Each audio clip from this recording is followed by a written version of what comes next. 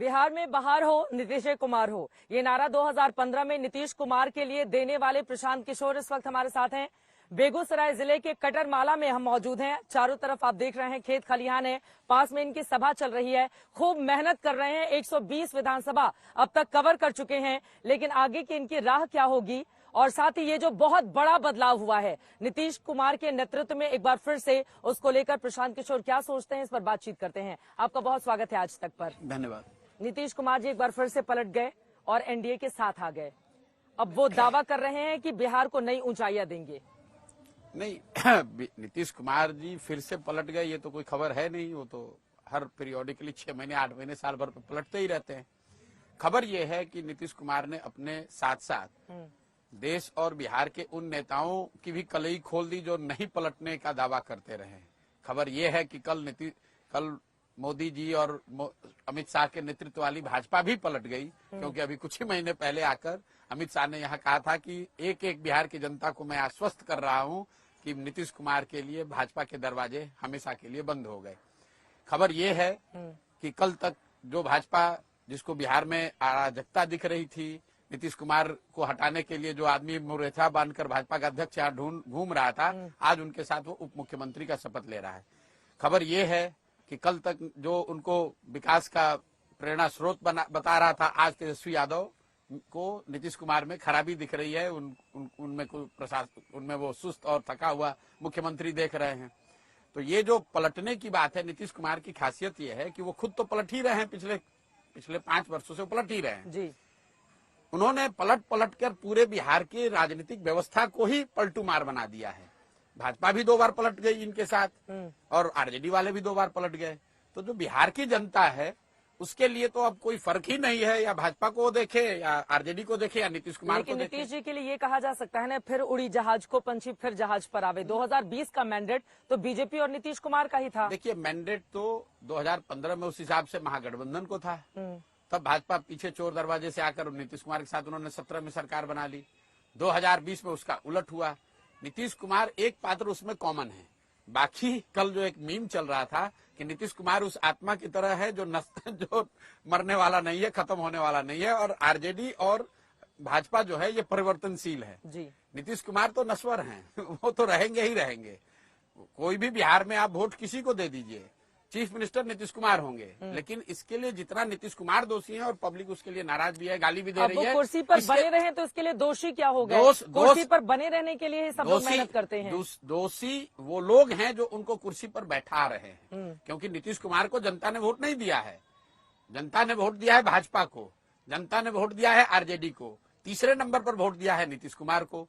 अब ये दोनों लोग अपनी जिम्मेवारी से बचकर अपने इक्वेशन के लिए, सामाजिक समीकरण के लिए, चुनाव जीतने के लालच में बिहार की चिंता को छोड़कर नीतीश को आगे बढ़ाकर अपना सामाजिक समीकरण। नीतीश कुमार में ऐसा चुंबक है कि उधर वाले इधर वाले दोनों उनसे चिपकने के लिए तैयार बैठे रहते हैं। बिना नीतीश कुमार के सबकी गलियां सुनी है। बिल्कुल गलत बात है। भारतीय राजनीति ने कई राज्यों में कई समय कालखंड में हम लोगों ने देखा है।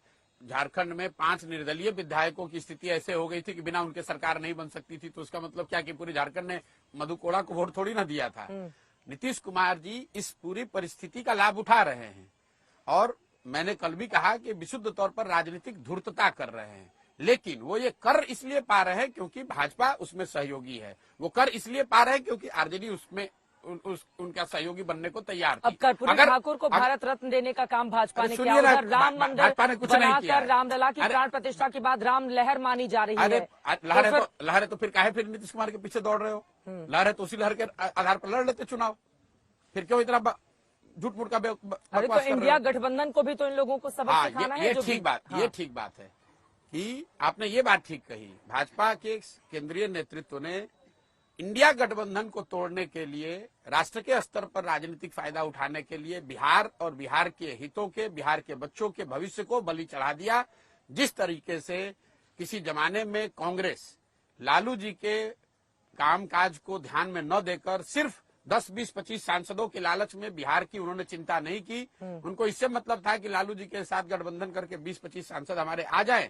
बिहार अगर कत्लखाना में जाता है तो जाए, दिल्ली में बैठ के बिहार के लोगों का हंसी उड़ाएं, कहें कि ये तो बड़ा पिछड़ा राज्य है, जातियों में बटा हुआ राज्य है, और वहीं से 20-25 सांसद भी चाहिए। तो जो गलती कांग्रेस ने की, लालू जी को बढ़ाकर और इस बिहार के बच्चों की चिंता नहीं की, वही गलती आज पिछले 7-8 वर्षों से भाजपा कर रही है। कह तो रही है जंगल राज था, इस वजह से तंग होकर अभी अच्छे हो गए, बीजेपी के साथ शामिल अभी अच्छे हो गए हैं। तो अभी आगे लॉ एंड ऑर्डर पे काम आगे करेंगे क्या, दोनों लोग मिलकर? अभी पिछले 5 वर्ष से तो इन्हीं के साथ सरकार में थे। नीतीश बाबू 18 साल रहे हैं मुख्यमंत्री, उस 18 साल में 15 साल वो भाजपा के साथ रहे हैं। इस निर्णय का बहुत बड़ा राजनीतिक खामियाजा बिहार विधानसभा चुनाव में भाजपा को उठाना पड़ेगा। जिस तरह इसलिए भुगतेगी, जिस तरह कांग्रेस को लोगों ने बर्बाद कर दिया बिहार में, क्योंकि लोगों ने कहा कि लालू यादव की ताकत नहीं थी कि बिहार में ये कर सके, उसको कांग्रेस की मदद से लालू यादव कर पाए। उसी तरह बिहार की जनता आज ये देख रही है कि नीतीश अपने दम पर बिहार नहीं जीत सकते, मुख्यमंत्री नहीं बन सकते हैं। इन नीतीश कुमार को हम लोग पर थोप रही है भाजपा, तो इसलिए दोष भाजपा का है और भाजपा को इसकी कीमत चुकानी पड़ेगी। भाजपा के बड़े हितैषी बन रहे हैं हम क्या बात कह रहे हैं कि 25 को खामियाजा हम क्यों हितैषी पड़ेगा। बनेंगे? हम तो आकलन करके आपको बता रहे हैं कि ये लोगों को लग रहा है दिल्ली में बैठ के कि कोई भाजपा ने बहुत बड़ा तीर मार लिया है। तीर उन्होंने इस नायते मार लिया कि जो इंडिया गठबंधन बनाने वाले लोग थे उनको उन्होंने थोड़ा छितर बितर कर दिया। लेकिन जहां तक बिहार का सवाल है, बिहार में भाजपा की स्थिति का सवाल है, तो वो जितनी बुरी थी उससे और बदतर हो जाएगी। और मैं आपको फिर रिपीट कर दे रहा हूं, ये आपको बिहार विधानसभा चुनाव में दिखेगा, उसके परिणामों में दिखेगा। नीतीश को वो चेहरा बनाकर अगर लड़ते हैं तो उनकी हालत इससे भी बदतर होगी। ऑप्शन क्या है उनके पास? उनके पास कोई नहीं, चेहरा तो नहीं। अभी सम्राट चौधरी को आगे बढ़ा रहे हैं डिप्टी सीएम बनाकर, उधर एक भूमिहार चेहरे को आगे बढ़ा दिया, अपर कास्ट को मैनेज करने को बढ़ाना है बढ़ाएं, वो हमारी चिंता का कारण नहीं है। आपने पूछा कि कल जो हुआ है उस राजनीतिक घटना पर मैं टिप्पणी कर रहा हूं, इसका सबसे बड़ा खामियाजा भाजपा को होगा, इसलिए कि नीतीश कुमार तो पहले से ही खत्म थे राजनीतिक तौर पर। नीतीश कुमार तो पहले से ही मरे हुए सांप हैं। उसको जो भी अपने गले में डालेगा वो बैठ जाएगा। नीतीश कुमार तो खुद डूबे हुए हैं, जो उनको साथ लेगा उसको भी डुबा देंगे। नीतीश कहाँ डूबे हैं? वो इधर जाते हैं तो आरजेडी वाले मजबूत हो जाते हैं, इधर जाते हैं बीजेपी वाले हो जाते हैं। किस इलेक्शन में ऐसा दिखा? किसी इलेक्शन में ऐसा नहीं 2015, 2019, 2020। आपको कुछ बिहार के राजनीति का अंदाजा नहीं है। नीतीश कुमार को 117 विधायक था 2010 में, वो घट के 70-72 हो गए, फिर वहां से घट के 42 हो गए, और आपको दिख रहा है कि नीतीश कुमार बहुत बढ़ते जा रहे हैं। अरे तो उनको चिराग पासवान ने नुकसान कर दिया ना, नीतीश बताते हैं। अभी चिराग ने, जब पब्लिक ने नुकसान कर रही है तो कोई भी आपका नुकसान करेगा। नीतीश कुमार को आज ना उनकी कोई राजनीतिक ताकत है, ना उनका संगठन है, ना उनका वोट है। नीतीश कुमार अगर आज अकेले चुनाव लड़े तो उनको 6 से 7% वोट है, ये भाजपा को भी मालूम है। अब भाजपा ये चाहती है कि जो मुझे 20-25% वोट है उसमें 7% जुड़ जाए ताकि हमारी नैया पार लग जाए लोकसभा में वो होगा भी। तो नीतीश कुमार के इधर आ जाने के बाद अब इंडिया गठबंधन जो बना था वो क्या पूरी तरह से ध्वस्त हो गया? नहीं, ये तो इंडिया गठबंधन वाले बताएंगे, लेकिन स्वाभाविक तौर पर बनाने वाले लोग अगर उससे अलग हट रहे हैं तो स्वाभाविक तौर पर उसको झटका लगेगा और उसका फायदा बीजेपी को मिलेगा। और यही करने के लिए तो उन्होंने बिहार की बलि चढ़ाई है। बिहार के हितों की बलि नरेंद्र मोदी, अमित शाह, भाजपा ने क्यों चढ़ाई? इसीलिए कि उनको इंडिया गठबंधन को डिस्टर्ब करना था, और वो डिस्टर्ब करने में बिहार एक छोटा सा बैटल ग्राउंड था जहां उन्होंने कहा कि चलो नीतीश कुमार को साथ में लो, इंडिया गठबंधन खराब होता है। इसी पिछले साल जून के महीने में यहीं से तो शुरुआत हुई थी ना उस इंडिया गठबंधन की, मैंने कवर भी किया था।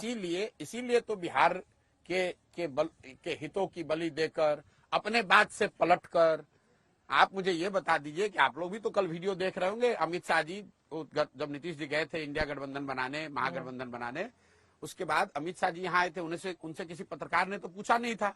वो खुद खड़े होकर हल्ला कह रहे थे कि भैया एक एक आदमी बिहार के तुम लोग याद कर लो, लिख लो, नीतीश कुमार के लिए हम लोग का दरवाजा बंद हो गया है। अब लोग मजाक कर रहे हैं कि अमित शाह ने दरवाजा तो बंद कर दिया था, खाली छिटकिनी लगाना भूल गए थे।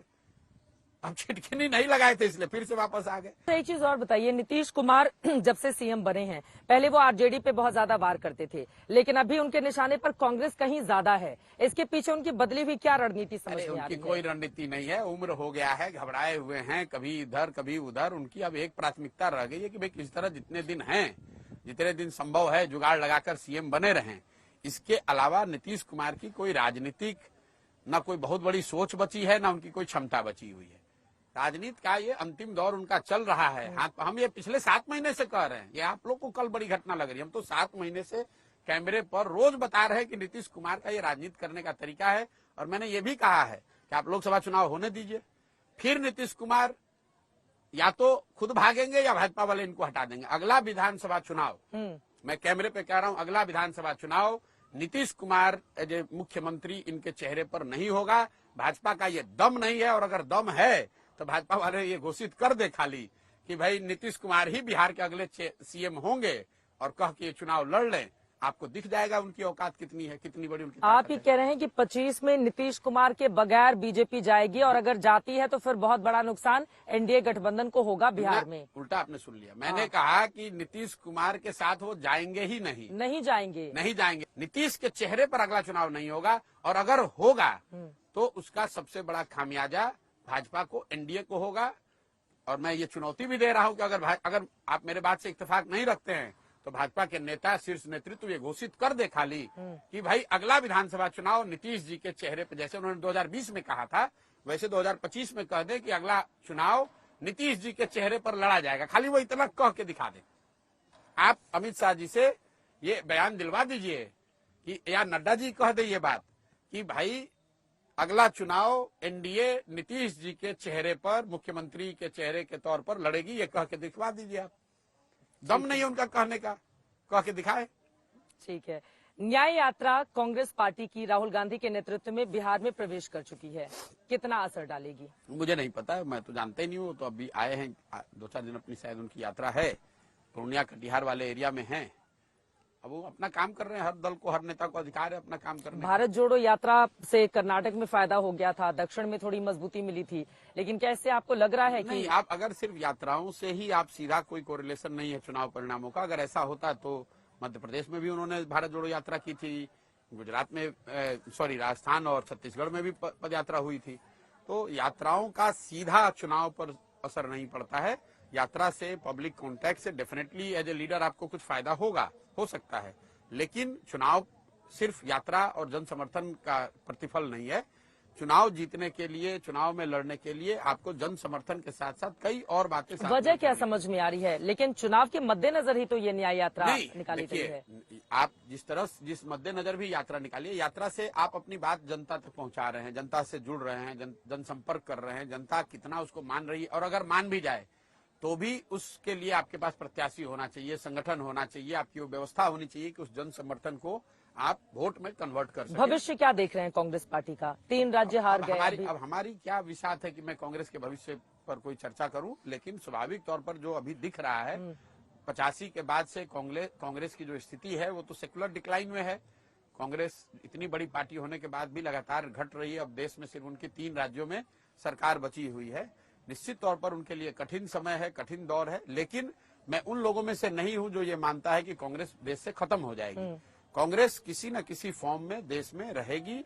अपने आप को शायद आज नहीं तो कल, 10 वर्ष के बाद वो रिवाइव भी करेंगे, लेकिन इसका मतलब ये नहीं कि वो रिवाइव राहुल गांधी के अंदर करेंगे। 10 साल के बाद कांग्रेस पार्टी में बदलाव होगा, रिवाइव कर पाएगी। फिर आप ये लोग आप ऐसे पकड़, मैं कह रहा हूँ शायद 5 वर्ष के बाद हो कि 10 वर्ष होगा कि 20 वर्ष होगा, मैं जानता नहीं हूँ। देखिए, जनसंघ 1950, लेकिन अभी तो नहीं हो रहा है। अगले 5 साल तो आपकी बातों से लग रहा है कुछ नहीं होने वाला। मैं आपको एक उदाहरण देता हूँ। जनसंघ 1950 के दशक में बड़ा दल था जी, फिर उसका पराभव हुआ, फिर 80 में भाजपा बनी। तो 30 वर्ष तक जनसंघ और जनसंघ की विचारधारा से जुड़े हुए लोग जो राजनीति करते थे वो डोलड्रम में रहे, लेकिन वो विचारधारा खत्म नहीं हुई। भाजपा के तौर पर उसका पुनर्जन्म हुआ। उसको शुरुआती 5 साल में सफलता नहीं मिली। पुरानी पार्टी सुन है तो लीजिए, आप सुन तो लीजिए। भाजपा को 5 साल सफलता नहीं मिली, लेकिन 84 के बाद नया नेतृत्व, नई तरह का प्रयास, नए आंदोलन, नया जनसंपर्क, ये सबको मिलकर उनको सफलता मिली।